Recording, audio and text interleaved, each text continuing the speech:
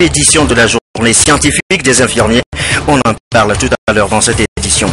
Enfin, la fin du règne pour Dilma Rousseff, la présidente du Brésil, officiellement suspendue du pouvoir. Sa destitution est engagée par le Sénat. Voilà, madame, monsieur, le sommaire, bienvenue et bonsoir à tous. Et d'abord, au courrier arrivé du chef de l'État, des messages de félicitations continuent de parvenir à la présidence de la République. Message de félicitations à l'occasion de la célébration le 27 avril dernier de la fête de l'indépendance. Ce soir, les messages de son Excellence Abdullah de Jordanie, message également du gouverneur général du Commonwealth, du Commonwealth, son Excellence Peter Gascogne, message enregistré également du ministère des Affaires étrangères du Libéria et enfin message du roi du Bahreïn, également enregistré au courrier arrivé du chef de l'État. On note aussi ce message du président américain Barack Obama qui dit notamment, je cite, « Je félicite le progrès que le Togo a fait pour se positionner comme une passerelle économique pour l'Afrique de l'Ouest. C'est mon espoir que ces efforts puissent aider à bâtir un avenir plus prospère pour tous les Togolais, alors que nous continuons à renforcer notre partenariat. Je me réjouis de célébrer les progrès effectués dans la gouvernance démocratique, la croissance économique élargie et la sécurité du Togo. » Voilà ce qu'écrit le président américain Barack Obama au président Ernest Singwe à l'occasion donc de la célébration le 27 avril dernier de la fête de l'indépendance. Le patronat togolais au Maroc en octobre prochain, l'agenda a été communiqué ce matin au Premier ministre. C'est au cours d'une audience que le chef du gouvernement a accordé au Conseil national du patronat, commissaire Classou, qui par ailleurs a conféré en seconde audience avec une délégation de la Fédération des femmes entrepreneurs et femmes d'affaires. C'est leur présidente Candide Leguédé qui s'est exprimée au sorti de l'audience. On va l'écouter après. Kossivi Nakou, le président du patronat, reçu en première audience.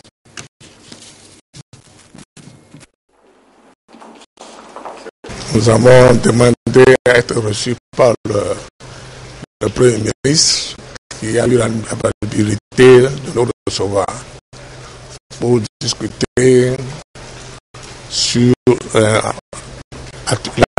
l'actuel fonctionnement du patronat, pour faire le point de ce qui se passe et comment ça évolue. En deuxième lieu, c'est pour lui faire part de notre idée, puisque vous savez, en avril, il y a eu les 80 opérateurs économiques du Maroc qui étaient au Togo, qui se sont entretenus avec nous. Et nous avons jugé bon de voir le Premier ministre pour que nous puissions aller vendre aussi notre pays au Maroc. Puisque aujourd'hui, au Maroc, il y a, disons, l'énergie renouvelable. Nous en avons besoin aussi au Togo. Donc, il faudrait que le gouvernement s'implique dans cette idée pour que, ensemble, nous puissions aller faire la journée porte ouverte sur le Togo. Nous sommes venus voir Monsieur le Premier ministre ce matin pour qu'on puisse échanger un peu avec lui sur le centre entrepreneurial des femmes d'affaires que nous avons eu l'occasion de mettre en place dernièrement. Au mois d'avril, nous avons donc inauguré ce centre qui est un centre dans lequel nous avons un incubateur d'entrepreneurs entreprise qui est un incubateur, le premier incubateur du genre ici au Togo. Et nous avons voulu donc lui présenter le centre et voir un peu avec lui comment nous pouvons, la Fédération des femmes entrepreneurs, femmes d'affaires du Togo, pourrait œuvrer aux côtés du gouvernement pour que ce centre puisse être pérennisé et pourquoi pas de pouvoir permettre l'extension donc d'un centre de ce genre dans les autres régions du pays. Et voilà, le patronat et la FIFA a reçu donc ce matin en audience par le chef du gouvernement sur des propos recueillis. Père Antoinette Oumao Vavor. L'agence togolaise des grands projets est née et portée sur les fonds baptismaux par le décret délibéré hier en Conseil des ministres. Ce soir, on va s'arrêter un peu sur les attributions, l'organisation, le fonctionnement de cette agence. Les explications avec Joseph Amiga. La réussite en matière de croissance et de développement est avant tout une affaire de pragmatisme et de réalisme. Un pays est appelé à identifier à travers un diagnostic stratégique les obstacles les plus sérieux qui freinent la mise en œuvre de ces projets de développement et engager dès lors les réformes ayant le plus d'impact sur la croissance. Le Togo est fortement engagé dans cette dynamique et depuis plus de 10 ans, presque tous les secteurs d'activité sont en pleine réforme. Des projets et programmes ont été élaborés pour hisser le pays définitivement sur la voie de l'émergence. C'est ce qui justifie la création de l'agence togolaise des grands projets. Cette agence a pour mission d'assister le gouvernement dans l'identification, la planification, la conduite et le contrôle des grands projets de travaux publics, d'infrastructures, d'équipements prioritaires, puis d'assurer la maîtrise d'ouvrages délégués pour leur réalisation. Il s'agit ici, pour les plus hautes autorités togolaises, de créer les conditions d'une croissance soutenue, durable et plus inclusive pour l'épanouissement des populations. La création de l'agence togolaise des grands projets traduit l'engagement des plus hautes autorités togolaises d'imposer une nouvelle dynamique dans la conception, la réalisation, la conduite et l'exécution des projets prioritaires qui, pour l'essentiel, portent sur l'énergie, le transport, les infrastructures, les télécommunications et les services sociaux de base. Et parmi ces grands projets, on peut tout de suite penser au projet d'aménagement urbain de Lomé. Vous savez, la deuxième phase vient d'être lancée par le chef de l'État. C'était dans la foulée de la célébration du 56e anniversaire de la fête de l'indépendance. C'est un projet d'assainissement des quartiers comme Zorobaer, Kanikopé, Adamavo, Bekpota et j'en passe. Ce soir, les bénéficiaires s'expriment pour recueillir réactions recueillies dans ce document de Aimé Abalo. Les populations vivant dans les quartiers périphériques de Lomé manifestent un réel engouement autour du projet d'aménagement urbain de Lomé qui est entré dans sa seconde phase d'exécution. Ce chantier, financé par l'Union européenne sur le 10e FED pour un montant total de 43 millions d'euros, l'équivalent de 28,2 milliards de francs CFA, consiste à effectuer des travaux de drainage et d'assainissement au profit de ces quartiers vulnérables et exposés aux inondations. Il sera construit un 4e lac en liaison avec le système lagunaire déjà existant, puis un réseau de décharge pour combattre l'insalubrité dans ces milieux.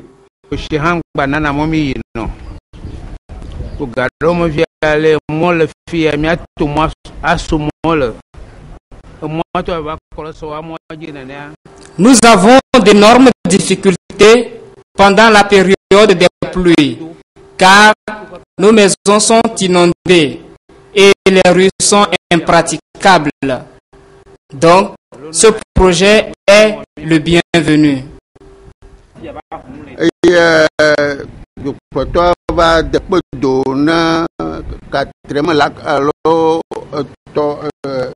Nous étions très contents lors du lancement des travaux effectués par le chef de l'État et nous l'avons accueilli avec beaucoup d'enthousiasme. Nous attendons que les travaux finissent pour exprimer de vive voix notre reconnaissance aux autorités du pays. Autour de ce quatrième-lac, il est prévu l'aménagement d'une piste d'entretien et des espaces verts. Mais l'autre spécificité du projet, c'est la réalisation d'un réseau d'assainissement dans les quartiers périphériques sur une distance globale de 28 km avec des ouvrages d'art qui vont remplacer les aménagements de fortune et un recours assidu à une haute intensité de main-d'œuvre. C'est avec joie que nous avons accueilli ce projet. Du moment où ce projet va permettre aux jeunes sans emploi d'avoir un emploi sous la main au moins pour la réalisation de ce projet. Et nous sommes dans l'entente pour que ce projet soit effectivement fait afin que nous ayons la paix et la joie au cœur de pouvoir sortir de nos maisons après les pluies. Les riverains nourrissent donc un grand espoir face au projet dans une zone à forte potentialité économique parce que proche du port autonome de Lomé. C'est un jour de gloire qui est arrivé parce que cela fait au moins 14 ans que j'ai pu faire un projet ici. Mais il faut avoir le courage. Je pense que gouverner, c'est prévoir. Et aujourd'hui, tout le monde entier a vu ce qui s'est passé le 26 avril passé. Et je pense que c'est tout le Togo qui va gagner, surtout, ça va devenir comme un lieu touristique. Du côté des chefs traditionnels, l'occasion est inédite. Il faut aussi impliquer à fond, mobiliser les communautés tout autour de ce chantier dans une approche participative. Une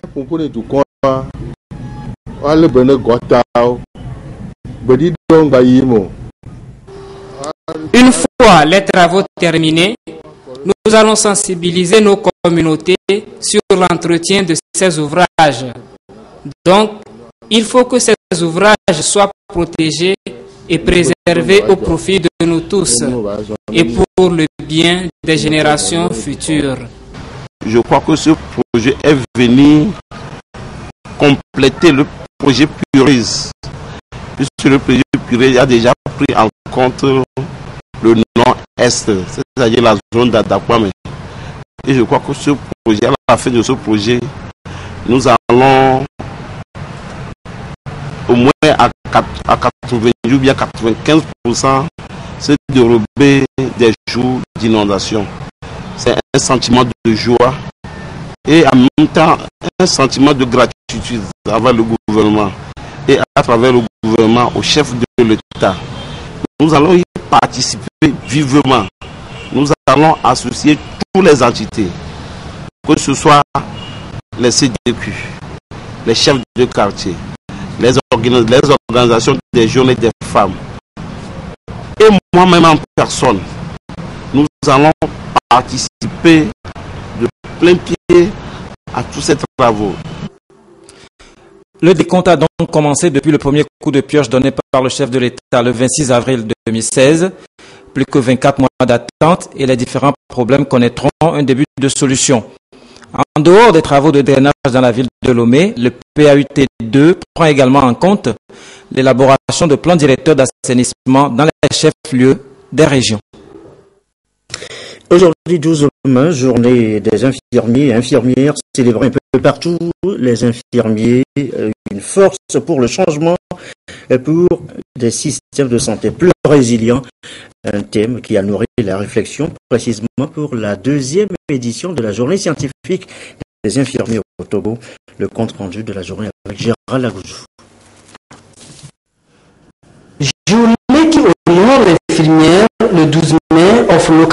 de réfléchir sur la nécessité d'œuvrer à l'amélioration de la qualité des soins administrés aux patients.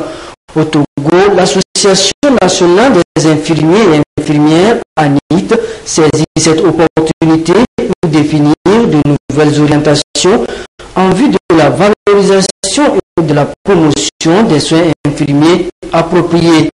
D'où la portée du thème choisi, les infirmières, une force pour le changement, pour des systèmes de santé plus résilients.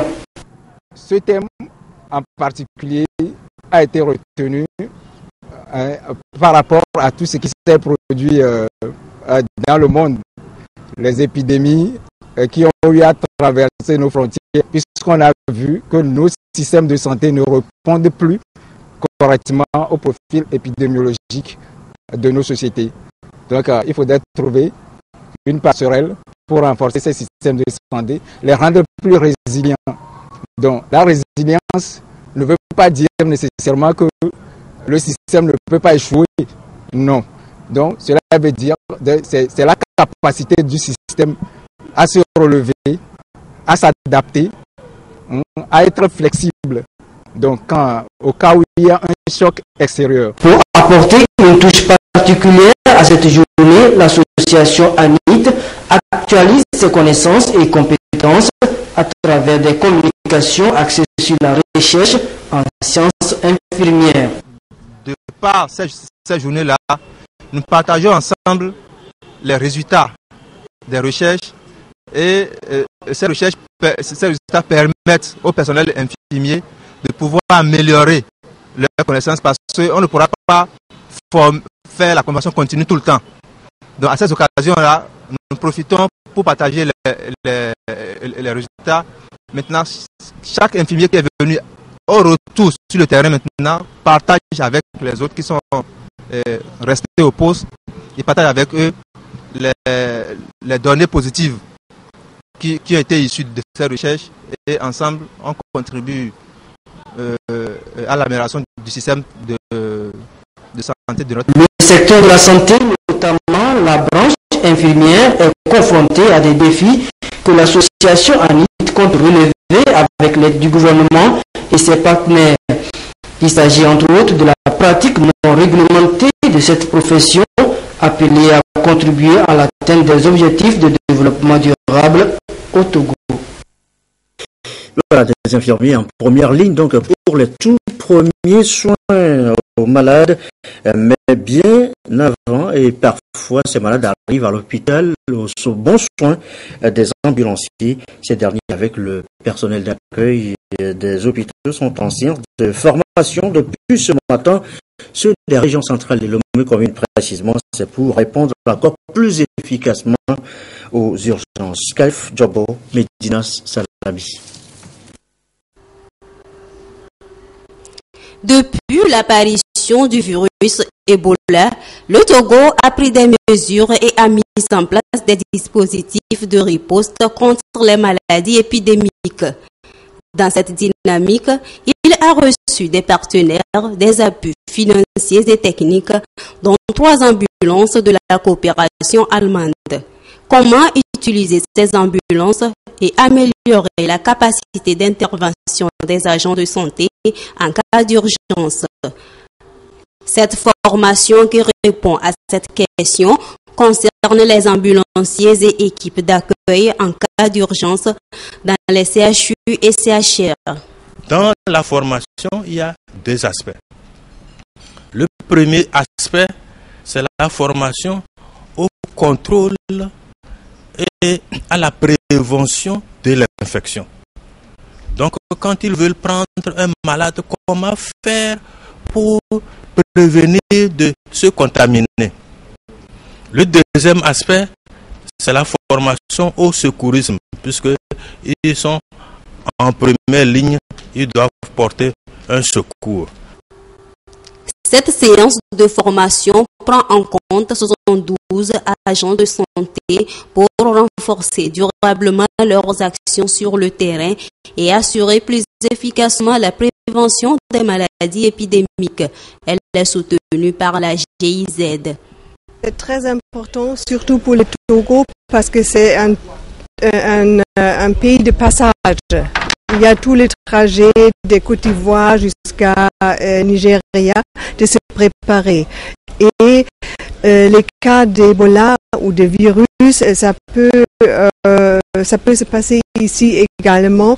Il faut être préparé. Ça veut dire les premiers soins doivent être pris et le personnel comme les ambulanciers, ce sont vraiment les premiers qui doivent être sécurisés également pour qu'eux ne prennent pas le virus. Après cette phase théorique, les apprenants vont s'exercer avec des simulations réelles au secourisme, au transport et à l'accueil du malade.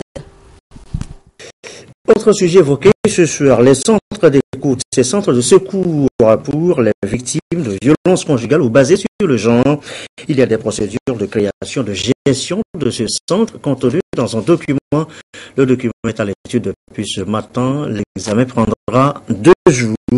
Les précisions de Charlotte Moussime.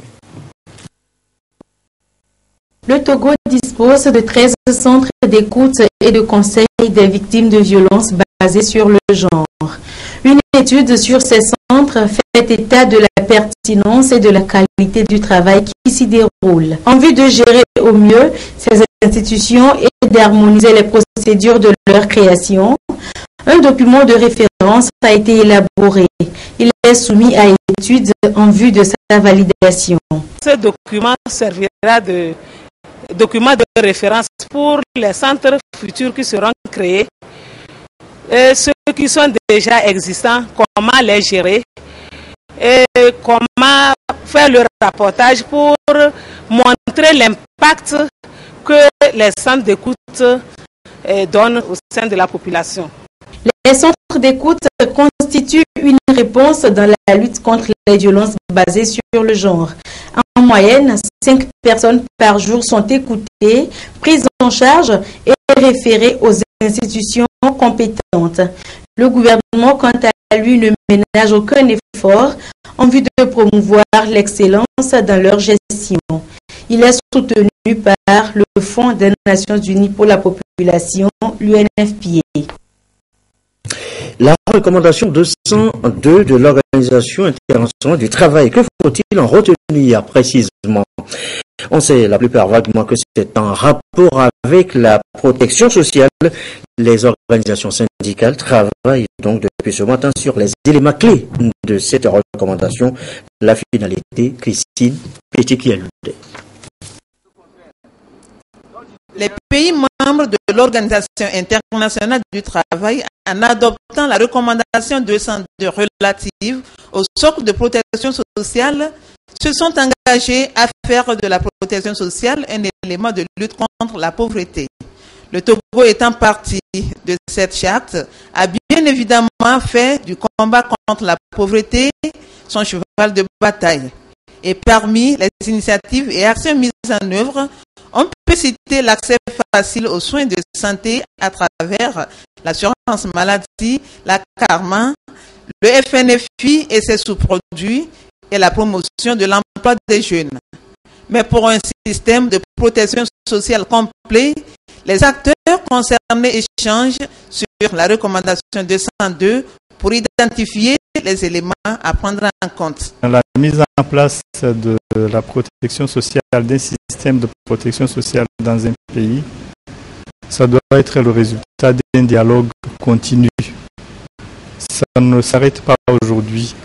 On va parler des principes de cette recommandation 202 qu'il a évoquée, qui a été adoptée par tous les pays membres de l'Organisation internationale du travail, et de cette orientation, de ce souci que nous avons tous de porter la protection sociale à toute la population. Et nous verrons également quelques points importants sur le dialogue social et la façon de le mener pour avoir un consensus en matière de dispositifs de protection sociale à mettre en œuvre. Et nous parlerons aussi de quelques résultats de calcul de ce que pourraient coûter ces garanties. La recommandation 202 promeut certains principes et étend la protection sociale à tous sans discrimination. Et alors il y a des principes que promeut cette recommandation. Le principe d'universalité, le principe de non-discrimination, le principe de progressivité. On ne peut pas tout mettre en œuvre en même temps. Les ressources exigent une programmation. Le principe de durabilité des systèmes. La protection sociale prend également en compte certaines vulnérabilités spécifiques, comme les personnes vivant avec le VIH-Sida et celles vivant avec un handicap. Direction maintenant la Blue Zone de Kakaveli. Le site accueille ce jeudi la 7e rencontre de la plateforme Jeudi J'ose. Au rendez-vous, les avantages liés à l'enregistrement des entreprises et la notion de fiscalité, les modules du jour. Augustin Kossi pour Don Zinsou. Progressivement, l'initiative Jeudi J'ose fait des émules chez les jeunes entrepreneurs et porteurs de projets. Ils se sont encore mobilisés pour ce rendez-vous mensuel où ils apprennent les notions de base pour créer leur propre entreprise ou mieux bien la gérer. Cette démarche entrepreneuriale appelle à la connaissance des différentes procédures administratives et fiscales en vigueur afin d'être à l'abri des sanctions du fisc. D'où ces échanges sur les avantages liés à l'enregistrement des sociétés au centre de formalité des entreprises et la nécessité de déclarer les revenus à leur fiche de glais des recettes ainsi que le paiement des impôts dans les délais requis. Une entreprise qui n'est pas formalisée de nos jours se ferme les portes de l'épanouissement et on peut dire aussi qu'elle peut aussi tomber sous le coup de la loi, peut être sanctionnée. La notion préliminaire sur l'impôt, c'est à quoi sert l'impôt, pourquoi nous devons payer l'impôt. Nous les avons également entretenus sur les différents régimes fiscaux par rapport à la fiscalité togolaise. Nous avons parlé un peu de la TPU, qui est le régime synthétique. Nous avons parlé également du réel simple et du réel avec TVA. Cette plateforme de partage d'informations et d'expériences permet également à ces jeunes entrepreneurs de nourrir de nouvelles visions pour le développement de leurs activités. Je me suis fait enregistrer il y a de cela 3 ans, puisque c'est depuis 2013, mais je viens de découvrir beaucoup de choses. Par exemple, le fait de faire une déclaration d'existence au niveau de l'OTR après la création de l'entreprise au niveau de CFE. Je viens aussi de savoir que nous pourrons adhérer à une organisation au niveau de la Chambre du commerce pour bénéficier de certaines réductions au niveau des taxes.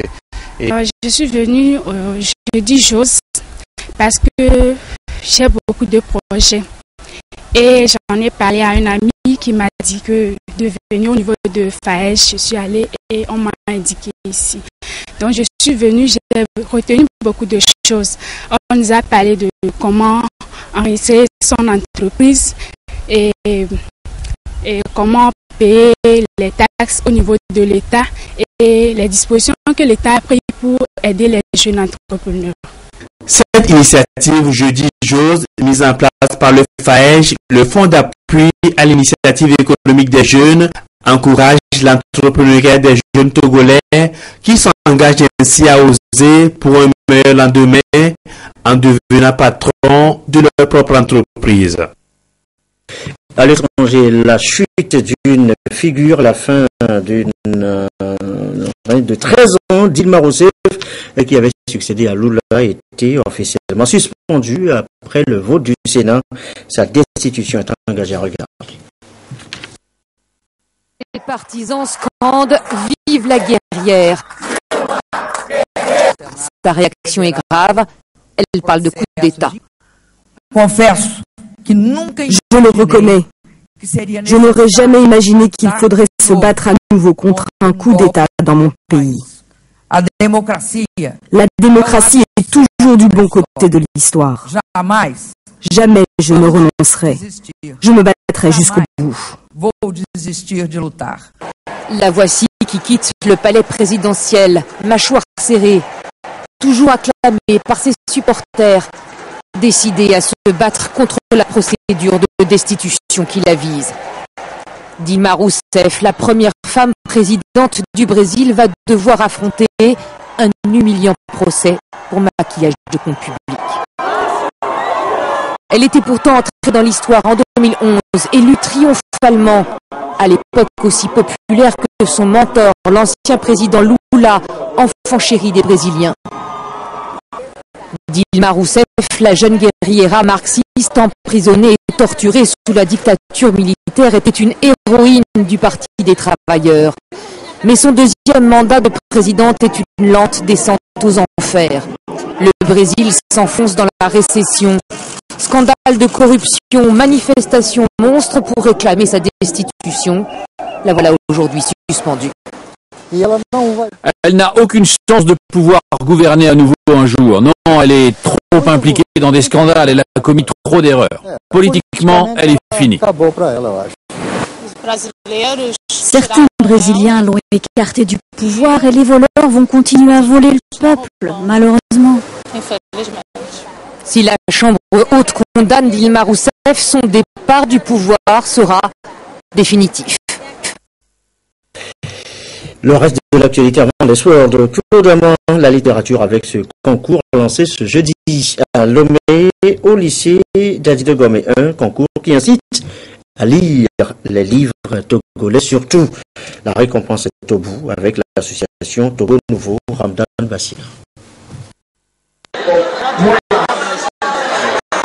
Un peuple qui lit est un peuple qui gagne, dit-on, à l'heure où les réseaux sociaux foisonnent avec l'apparition de nouvelles expressions. La littérature peine à retrouver ses marques malgré le nombre sans cesse croissant d'écrivains togolais. Comment promouvoir la littérature en milieu scolaire et susciter le goût de la littérature chez les jeunes? C'est tout le sens de ce concours littéraire dénommé La Sève, initié par l'association Togo Nouveau avec l'appui du ministère de la Culture.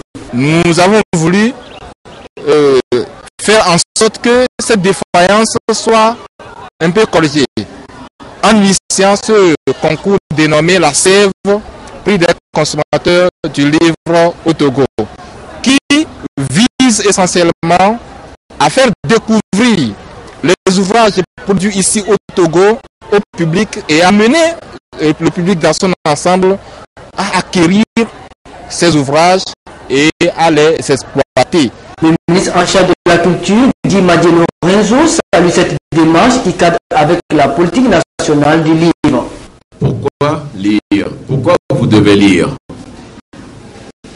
La lecture est une habitude que vous devez acquérir depuis votre plus jeune âge, car elle vous permet d'augmenter votre connaissance du monde, de voyager, de connaître de nouvelles réalités et d'améliorer votre culture. Elle est un moyen de vous amuser, de vous évader et de renforcer votre imagination et votre créativité. Lire développe l'intelligence, tout comme votre capacité à visualiser et à imaginer le monde et les personnages que vous décrivent les auteurs, augmentant ainsi votre capacité à relier les histoires à travers votre propre pensée. Une histoire lue dans un livre vous permet de trouver des réponses à des questions que vous posez, mais aussi à augmenter votre connexion avec le monde qui vous entoure. La lecture ne comporte donc que des effets positifs. À quelques jours du début des examens du bac 1, où plus de 44 000 candidats dans l'enseignement général et plus de 15 000 dans l'enseignement technique sont appelés à composer, Dilma Lorenzo appelle les élèves à la sérénité et à plus d'engagement. Savez-vous pourquoi combien vous serez passé à composer pour le bac 1, plus de 44 000. Et avec presque 40% de filles. Il faudrait que dans les années qui viennent, il y ait 50% de filles et vous serez plus de 15 000 à composer au titre de l'enseignement technique. Donc, pas de 37% des jeunes filles. Je le dis à tous les élèves de Jean Cassé à Saint-Cassé, de la part du président de la République, bonne chance pour le bac 1. Le concours littéraire de la CEF, c'est jusqu'en décembre prochain.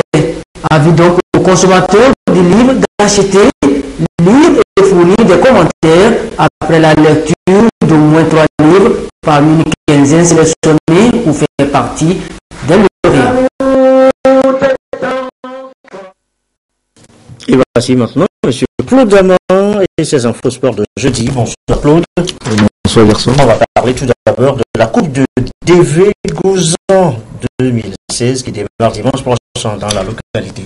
Le tournoi qui regroupe 16 clubs au lieu de 12 habituels a été lancé cette semaine lors d'une conférence de presse à laquelle la prépare Lamine Coco Konaté.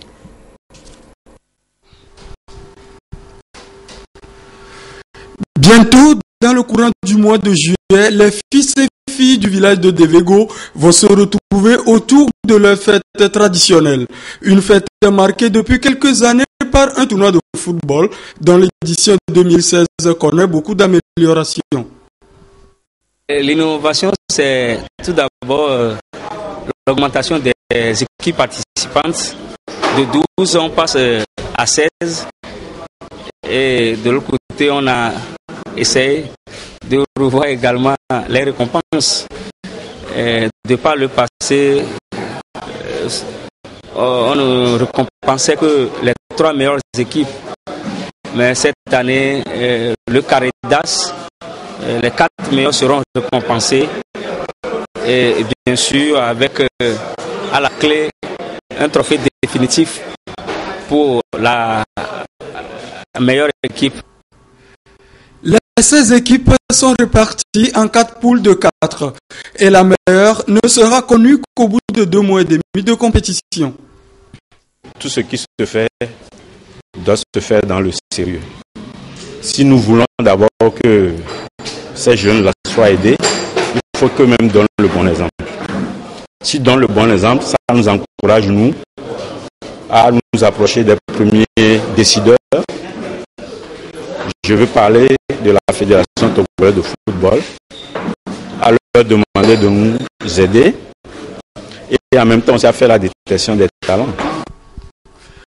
De beaux duels en perspective pour l'association d'Akekle Sporting Club qui n'est pas engagée cette année. La Coupe de Devego 2016 ouvre ses portes ce dimanche avec la rencontre Goldfield tout-puissant en Zambie. La compétition se poursuit lundi de Pentecôte avec 2 autres affiches, Dream Team Lumière et Olympique Rangers. Et on va s'intéresser maintenant à la fondation Issa Yatou qui était hier au centre sanctuaire de foot à Détikopé. La fondation est allée toucher du doigt la réalité du centre pour encourager les pensionnaires et premiers responsables au travail. Martin Sandani, Mankoubi.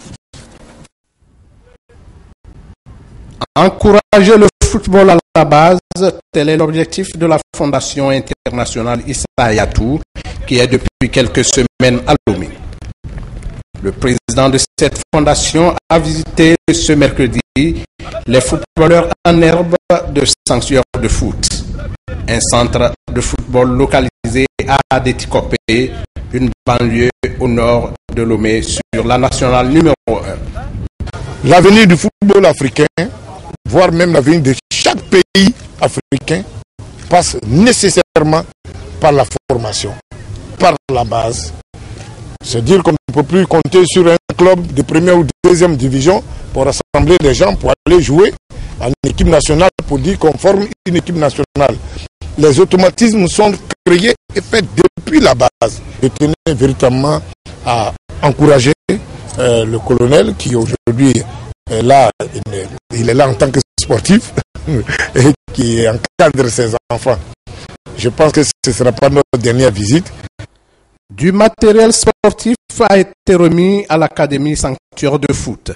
Une occasion pour son fondateur de rendre hommage au président de la CAF, Issa Hayatou, à travers sa fondation pour ce geste magnanime. Je suis simplement impressionné parce que la fondation Issa Hayatou et le docteur Issa Hayatou ont fait pour le football togolais et le football africain cet après-midi. Quand on parle d'Issa Hayatou, même dans mon village de Kaboul, les gens savent qui c'est. Et sa fondation internationale qui débarque dans ce village d'Adetikopi pour soutenir ces jeunes que vous voyez jouer là-bas, je pense quand même que c'est immortaliser leur passage au Togo et c'est montrer qu'on est pour le social, pour l'évolution de l'Afrique via la jeunesse. Sanctuaire de foot est un centre qui regorge une cinquantaine d'élèves footballeurs de 5 à 14 ans créé en 2013. Alors, ce sera tout pour ce jeudi, pour votre page des sports. Justement, Gerson, samedi, nous serons au rendez-vous de sport détente en lieu et place de Direct Foot.